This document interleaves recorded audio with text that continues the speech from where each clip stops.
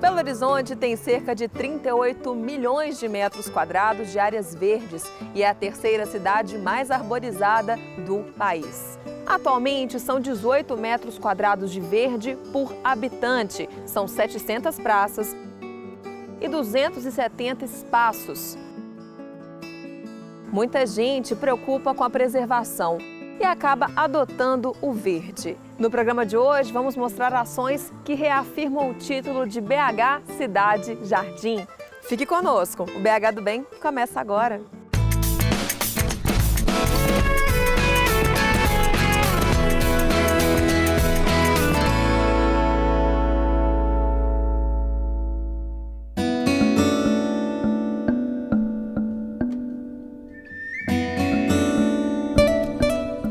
A capital mineira tem geografia diversificada. É cercada pela Serra do Curral, moldura histórica e natural da cidade.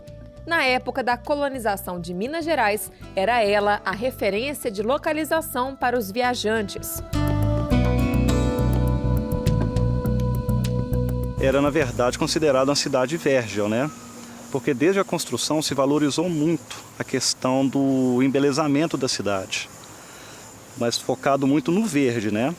Porque os elementos naturais, as matas, as serras e os rios, o que teve mais prioridade foram o verde, que virou, na verdade, patrimônio coletivo, né? BH foi planejada para ser a sede do Estado mineiro e as obras começaram em 1894.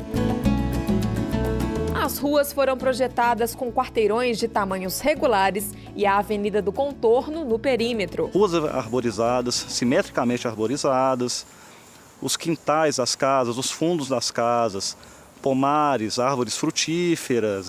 Realmente foi uma cidade-jardim mesmo. Com a industrialização da capital, do binômio Energia e Indústria, de Juscelino Kubitschek, então a questão rodoviária, a questão industrial passou a ser muito valorizada.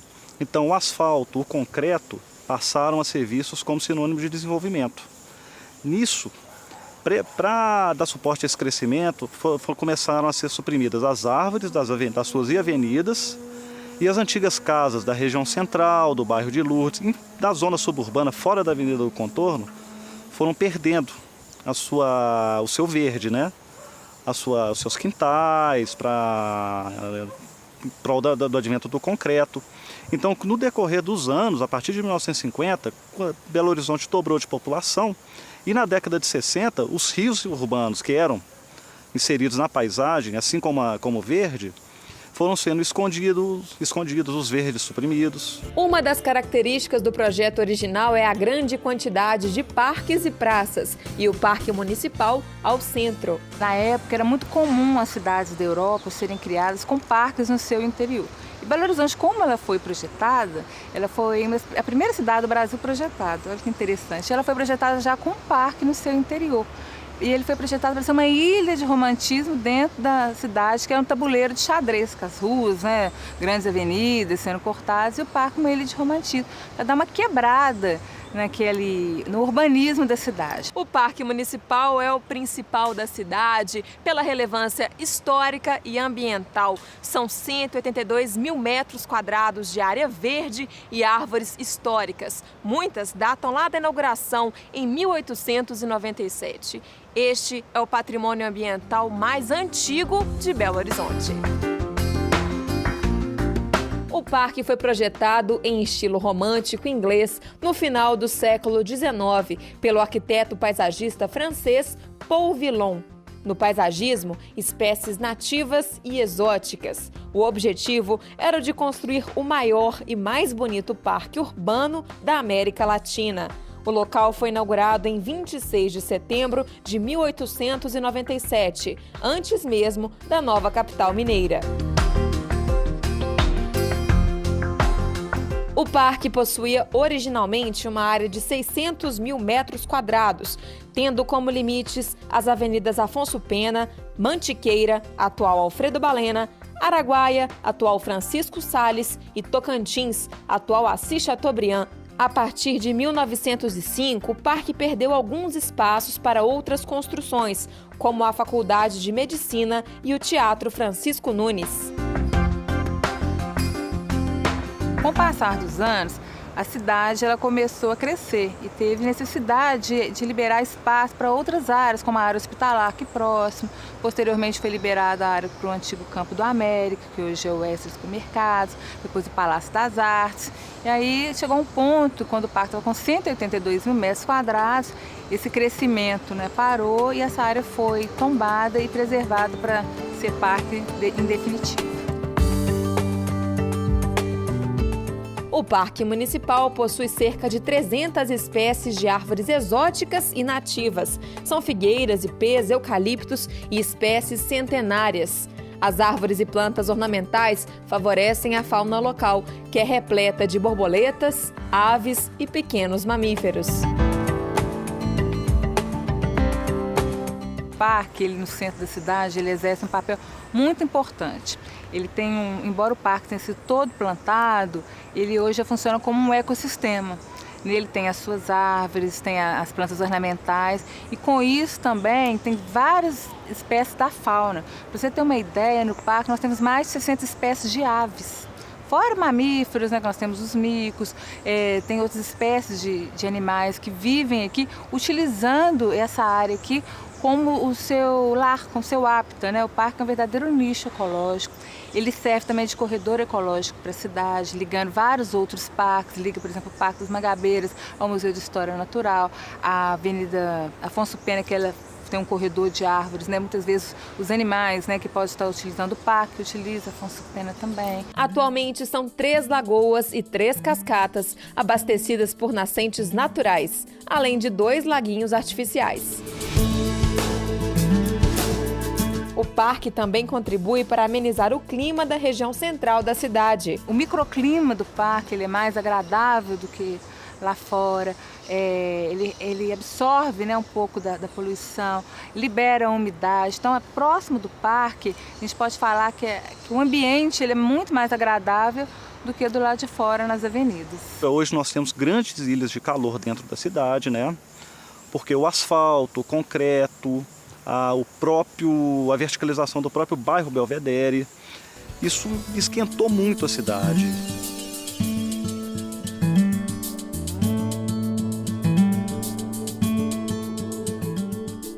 No próximo bloco, continuamos a mostrar o verde em BH e você vai conhecer voluntários que preservam o meio ambiente na capital mineira. Vamos para um rápido intervalo, voltamos já.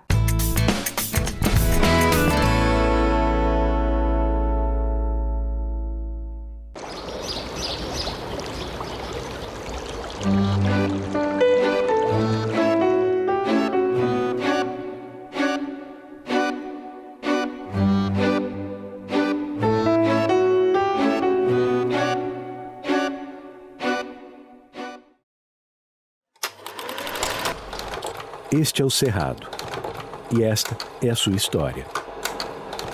O Cerrado é um dos lugares mais incríveis de todo o planeta. É o berço de alguns de nossos mais importantes rios, matas e fascinantes animais, como o tatu canastra, o tamanduá-bandeira e o lobo-guará.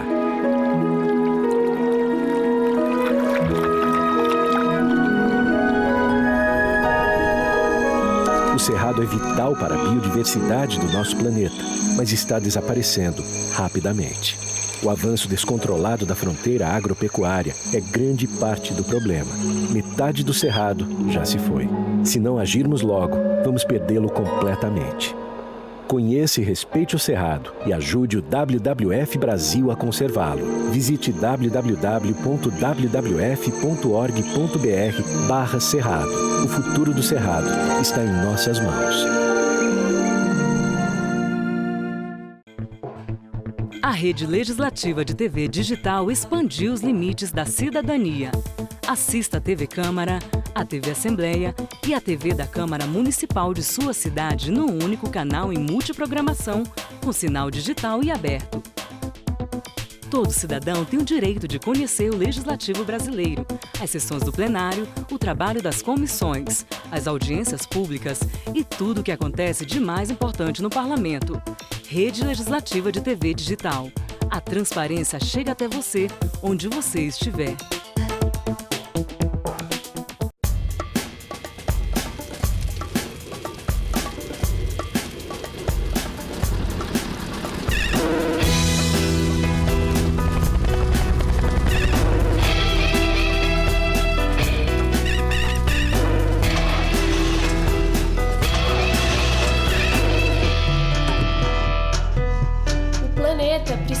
Greenpeace. O Greenpeace precisa de você. Junte-se a nós!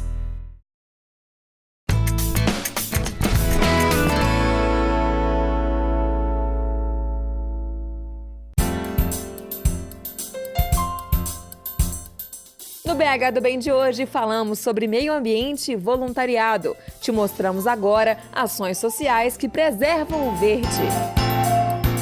Avenida Amazonas com Barbacena, mais um dos cruzamentos movimentados da capital. Entre o vai e vem dos carros, um jardim se destaca. Ele faz parte da Praça José Miguel Arges, que fica na rua Ouro Preto, no Barro Preto, região sul de BH. Os canteiros são cuidados diariamente por José Valci, mais conhecido como Ceará. Natural da cidade de Morrinhos, a mais de 200 quilômetros de Fortaleza, o comerciante vive há 19 anos em Belo Horizonte e veio para a capital por sempre ouvir muitos elogios sobre a cidade. Mas antes eu trabalhava de táxi e via falar muito de Minas Gerais, principalmente de Belo Horizonte. Falava que era uma cidade maravilhosa para se viver. E aquilo ficou no meu coração, essas palavras, que eu carregava muitas pessoas daqui de Minas Gerais no hotel, né, para o aeroporto, aquele negócio tudo. E caiu no meu coração essa vontade de vir para cá. E um certo tempo aconteceu um descontrole eu com a namorada na época que eu tinha e vim embora para Minas Gerais. Hoje tenho a minha família aqui em Belo Horizonte. Hoje eu me sinto um verdadeiro patriarca belo-horizontino. Dono de uma lanchonete e restaurante em frente à praça, o Ceará decidiu adotar o local que estava em más condições. Esse jardim estava totalmente abandonado, um lugar de muitas feitiçarias, de coisas que não convém para uma cidade maravilhosa como Belo Horizonte. E eu percebi que tinha como fazer a mudança. E eu fui colocando a mão no jardim, limpando e cuidando, só que, como eu estava comentando, achei que era da minha forma, não era do meu jeito. Eu primeiro teria que descobrir as pessoas responsáveis do setor da prefeitura para poder que eu tivesse uma responsabilidade e uma autorização para mexer no jardim. E acabou que a gente fez isso. A gente fez o passeio aqui, né, que hoje é muito bonito, graças a Deus. E o jardim também a gente colocou as mudas, as diferentes, fez a limpeza e fez o que foi necessário para que a gente tenha uma praça bonita e que as pessoas passem e fiquem alegres quando vê, as pessoas acham o local maravilhoso, eles sempre param e chegam no estabelecimento e falam, eu parei aqui, sabe por quê? Por causa desse jardim. José Valci tem todas as ferramentas e cuida com todo o carinho dos 800 metros quadrados de área verde. Ele capina, tira o mato, molha as plantas e recolhe as folhas mortas. Tudo para deixar as flores e o gramado impecáveis. E ele tem a companhia dos filhos nas atividades de cuidado e preservação. Ele vem comigo, ajuda. Às vezes, quando eu não estou trabalhando, eu venho para cá com eles, eu passeio com eles, eu limpo uma coisa, eu fico com eles. Eu faço companheirismo com eles e peço ajuda a eles sempre. E o trabalho de Ceará ganhou reconhecimento e já foi premiado diversas vezes pela prefeitura. José Valci tem prazer na ação voluntária e incentiva outras pessoas a cuidarem dos espaços verdes da cidade. E é uma coisa maravilhosa que todos podem também fazer, né? Porque quando é para fazer o bem, eu acho que nada impede. Às vezes a gente pensa que fazer o bem tem que ter alguma coisa que vai impedir. Tem não. Tem que ter boa vontade e se abrir a isso e querer pôr a mão no trabalho.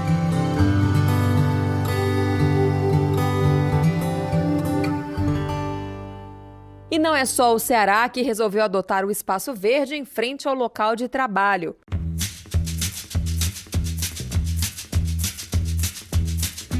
Do Barreiro, também encontramos um comerciante comprometido com o meio ambiente. Em 2003, o senhor Marinho comprou uma loja e começou a trabalhar com equipamentos de refrigeração. Uma praça em frente ao novo estabelecimento chamou a atenção dele. Quando eu cheguei para aqui em torno de 2003, agosto de 2003, aí encontrei a praça mal cuidada. Aí fizeram um acordo com a Parque Jardim e eu entrei com a minha mão de obra e eles fizeram a pracinha e eu até hoje estou cuidando dela. Nos últimos 12 anos, a praça ganhou vida, gramado, árvores e a dedicação do seu Marinho.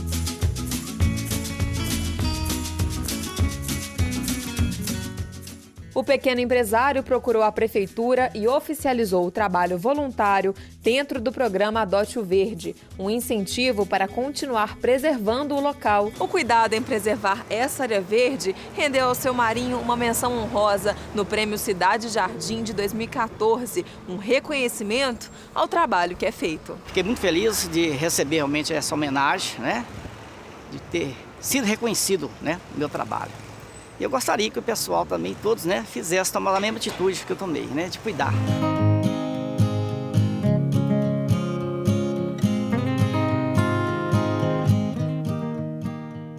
A Secretaria Municipal de Meio Ambiente é o órgão da Prefeitura responsável pelo Adote o Verde. O programa é uma parceria com cidadãos, empresas e associações para a implantação, revitalização e manutenção dos jardins da cidade. O convênio é simples.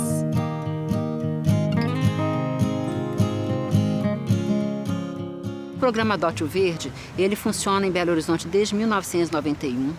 Já há muito tempo vem servindo de modelo para várias cidades do Brasil. Nós já recebemos representantes aqui de várias capitais, até do Nordeste, que já vieram especialmente de Belo Horizonte para conhecer e levar para suas administrações o modelo que é feito em Belo Horizonte.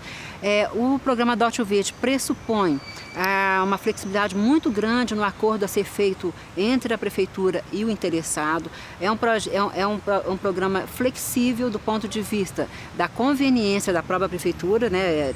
A Prefeitura tem que definir que é conveniente para que ela seja adotada por um terceiro, mas também, principalmente, ele é muito flexível do ponto de vista da possibilidade real do interessado. Se o interessado falar assim, eu só posso fazer isso, nós vamos sentar com eles e vamos chegar no acordo para que ele faça o que ele possa fazer naquela área. E, de qualquer forma, a contribuição que vier, ela já é muito importante. Para reconhecer e valorizar o trabalho voluntário dos adotantes de áreas verdes, em 2000, a Prefeitura criou o concurso Cidade Jardim. Há um incentivo à fomentação de novas parcerias do programa Adote o Verde. A cada ano, ele acontece uma vez por ano, de junho até dezembro de cada ano.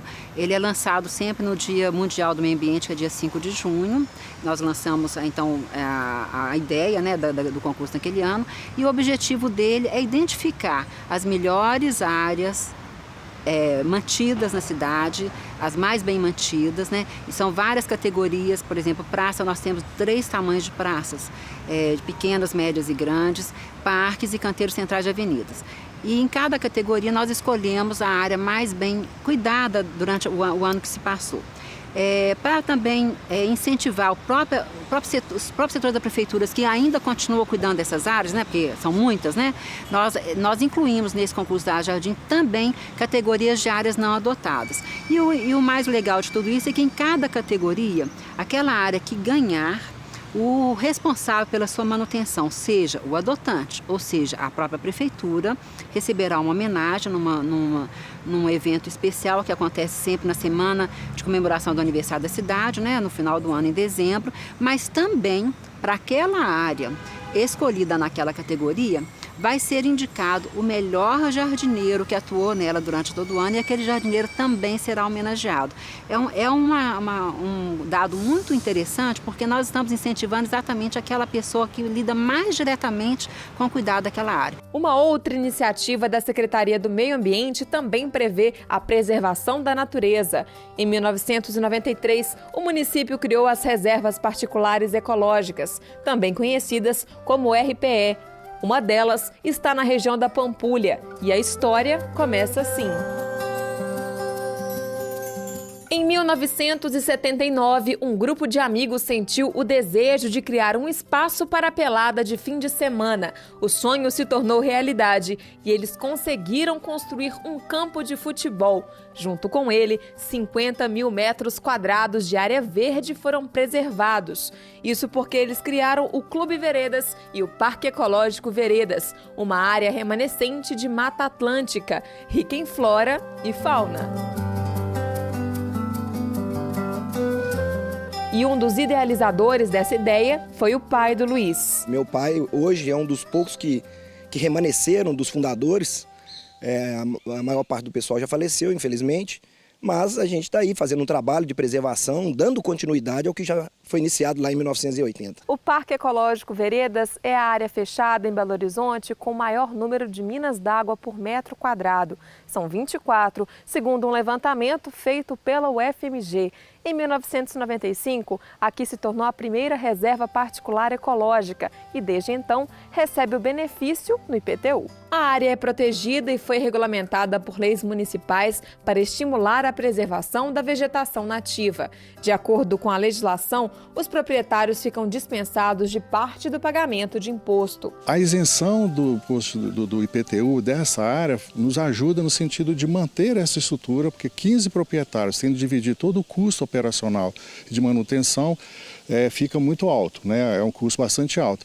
E a isenção dessa área facilita e minimiza os custos para poder mantê-la, porque também tem que manter limpeza, a manutenção de limpeza da área, porque a prefeitura, periodicamente, o meio ambiente vem e fiscaliza para ver se estão mantendo, para poder manter essa isenção. João mora desde 2010 no condomínio que faz parte da Reserva Particular Ecológica. Cria os 2 filhos ao ar livre e com muito contato com a natureza. Ele garante que, ao preservar o espaço, ganha muito mais que isenção de IPTU. É viver bem com o meio ambiente. Quando eu cheguei a esse lugar, eu vi que era um lugar que eu queria criar meus filhos. Então, foi um objetivo de vida e é muito satisfatório de poder acordar e ver todos os dias aqui de manhã, poder proporcionar isso para os meus filhos. E procuro incentivá-los a cuidar da natureza. Então, não arrancar plantas, não matar nenhum bicho, nem que seja uma formiga. Sempre observar esse lugar que nós vivemos e valorizar esse ambiente que nós temos. Então de manhã a gente vem, joga milho para o pato, joga um pão para o peixe e se diverte aqui com bastante tranquilidade. Nós vamos para um rápido intervalo. No próximo bloco, continuamos a te mostrar ações de pessoas que ajudam o meio ambiente. Não saia daí, o BH do Bem volta já.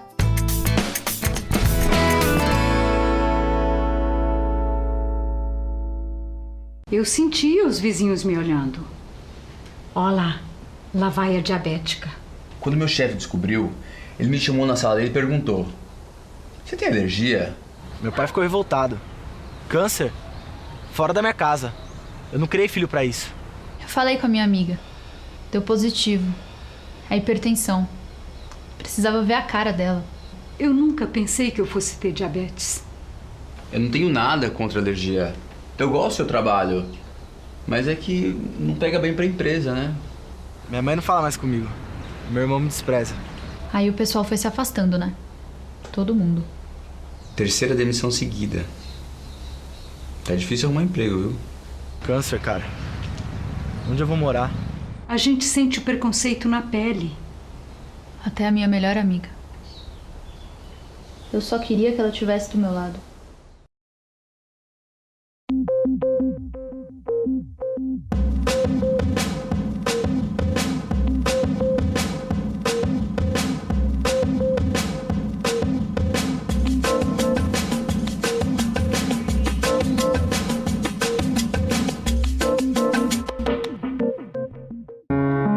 Quando uma criança não pode se desenvolver, perdemos a oportunidade de melhorar o mundo.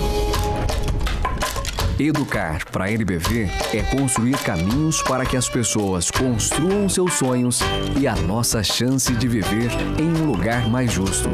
Acesse nbv.org/doe e alimente o futuro de milhares de crianças pelo Brasil. Educar alimenta o futuro.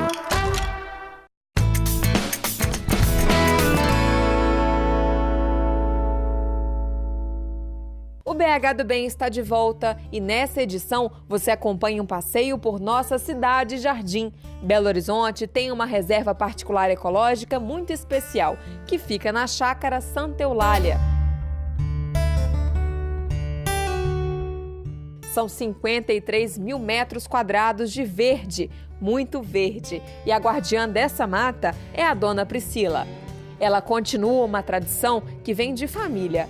Quem começou a preservar o meio ambiente e criou o espaço foi o pai dela. A ideia inicial era fazer uma pequena olaria, porque tinha um rio caudaloso que passava aqui, onde tinha areia, e era possível, então, fazer alguma coisa em fornos aqui de olaria. Mas ele viu que não dava certo, ele começou a plantar essas árvores todas Nós tínhamos muita fruta também aqui, ele plantou muita laranjeira, figueiras, enfim. E ele vinha toda semana, passava aí 2 dias e tal para cuidar disso. Até que o bairro começou a crescer muito e era cercado com arame farpado, ele não conseguia controlar isso, ele tinha só um empregado chamado Zé Mendes e ele fez essa casinha em cima dos fornos da olaria e ele disse que ia vender. E eu falei com meu marido que comprasse, que eu vinha para cá. Eu trabalhava, Alberto era médico, trabalhava também, ficava um pouco longe para vir e voltar da cidade. Mas a gente acabou vindo para cá mesmo e eu estou aqui há praticamente 40 anos. E aí então eu pude conservar, eu vim para conservar essa área.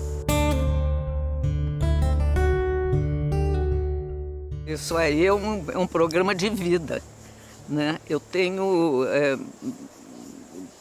Já apareceu gente querendo comprar e lotear e tal, mas eu jamais concordei com isso. Agora está ad eternum, quer dizer, é para sempre, ninguém vai mexer mais aqui. Pode vir algum outro, sei lá, prefeito que queira tirar um pedaço, não pode, agora é lei.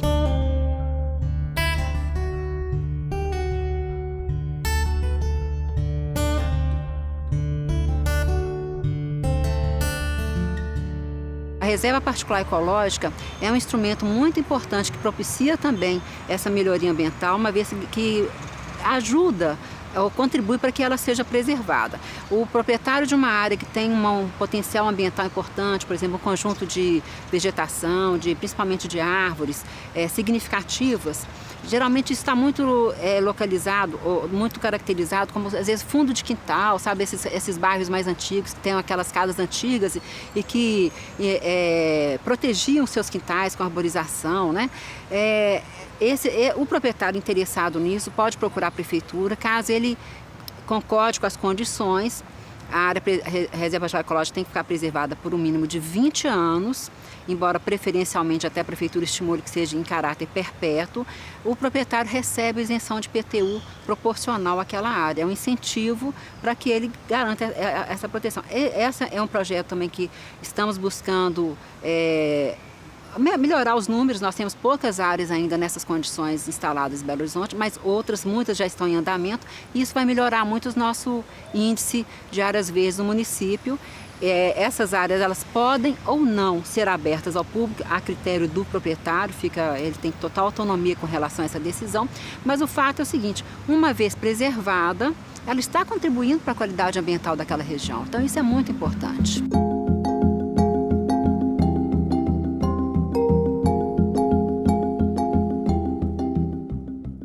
Eu tenho a maior alegria de viver aqui. Eu sigo, passa o canto dos passarinhos, eu sei quando as cigarras começam a cantar. Então isso aqui me dá uma alegria muito grande. Eu tenho muito prazer de viver aqui. De modo que ligar o prazer e ao mesmo tempo uma obrigação social de preservar a área, isso é uma felicidade. Eu estou com 81 anos, né? E eu estou aqui firme nessa proposta e fazendo tudo para que o governo, para que a universidade e tal continue essa proposta.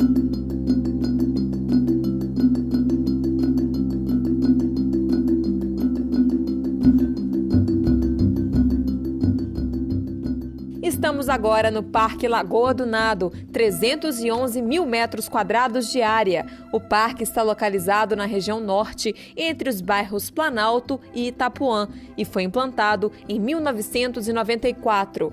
A área hoje ocupada pelo Parque Municipal Fazenda Lagoa do Nado era, até a década de 60, uma parte da Fazenda Engenho Córrego do Nado, de propriedade da família do ex-prefeito de BH, Américo René Gianetti. Na época, o uso da área era restrito à família e amigos.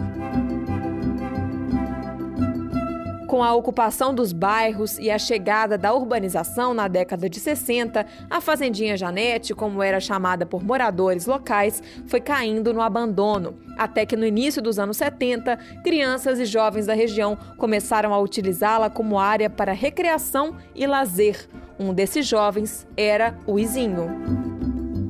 Nós todos que nascemos e crescemos aqui, isso aqui era como se fosse nosso quintal. Então a gente vinha pegar fruta aqui, ou vinha para brincar, né, pescar, nadar, aqui fazia parte do nosso dia a dia. Não tinha nada que a gente fazia que não passasse pela Lagoa do Nado. Na época a gente chamava de Fazendinha ou Janete, Lagoa do Janete, por causa do dono.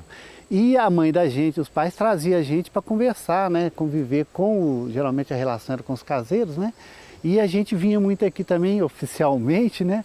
E aí pegava fruta, brincava, né? Então tinha essa relação, esse sentimento cultural, né, de pertencimento. Era um espaço onde nós tínhamos uma relação muito afetiva.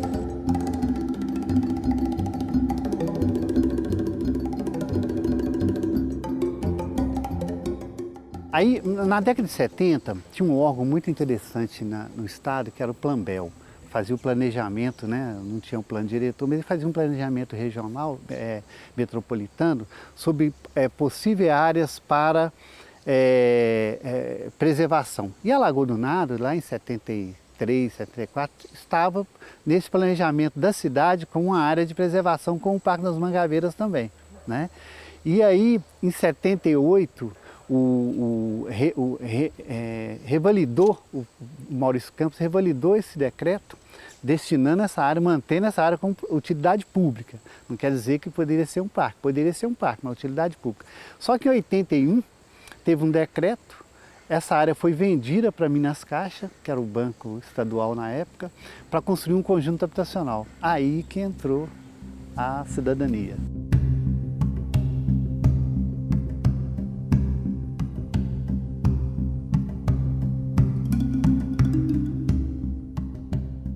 Primeiro foi um sentimento de pertencimento. Como que o nosso local, onde nós vivemos, temos toda uma identidade cultural, vai ser destruído? Não vai ser, não. Aí nós começamos a procurar formas.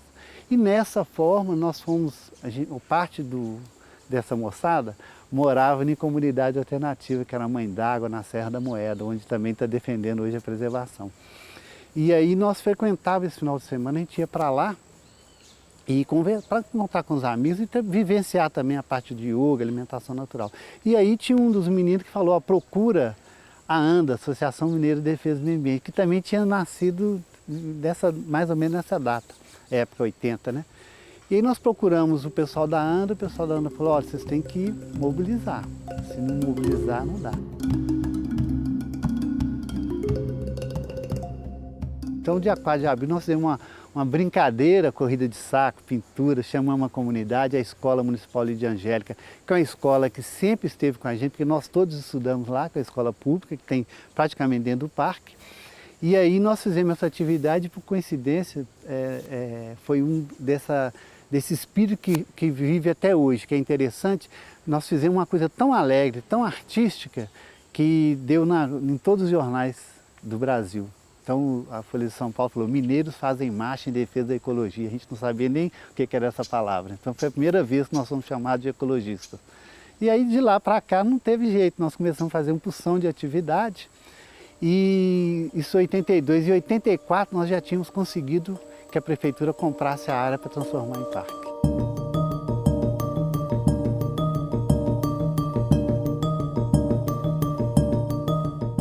Então é uma história interessante porque abrangeu todos os conceitos atuais de drenagem, de serviços ambientais, de questão de clima, de crise hídrica. Naquela época, sem saber de tudo isso, nós fizemos toda uma luta para a preservação de um espaço que agrega todos esses sentimentos e essas questão de gestão. Denilson é agrônomo e trabalha no Parque Lagoa do Nado. Ele explica que a administração monitora as diversas espécies do local. A gente tem uma manutenção contínua nos gramados, jardins. A gente quer que o espaço, além de ser um espaço de preservação ambiental, que ele seja um espaço agradável, bonito, né, visualmente para as pessoas que frequentam. Então tem todo um cuidado, podas, os canteiros são refeitos regularmente.